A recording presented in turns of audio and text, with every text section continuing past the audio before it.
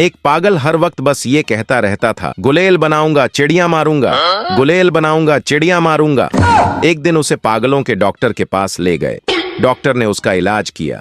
इलाज करने के बाद डॉक्टर ने उससे पूछा, बताओ अब क्या करोगे? पागल ने बोला, मैं वापस घर जाऊंगा, एक लड़की तलाश करूंगा, उसके साथ शादी करूंगा, नौकरी तलाश करूंगा, खूब पैसे कमाऊंगा और अपना घर बसाऊंगा।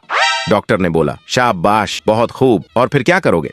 पागल ने बोला, मेरे बच्चे पैदा होंगे, बच्चों को किसी अच्छे से स्कूल में दाखिल करूंगा, फिर अपने बच्चों के बर्थडे मनाऊंगा, लोग मुझे गिफ्ट देंगे, शर्ट पजामे देंगे। डॉक्टर ने बोला, शाबाश, फिर क्या करोगे? पागल ने बोला, फिर उन पजामों से इलास्टिक निकालूंगा, उन इलास्टिक से गुलेल बनाऊंगा और चिड़िया मारूंगा।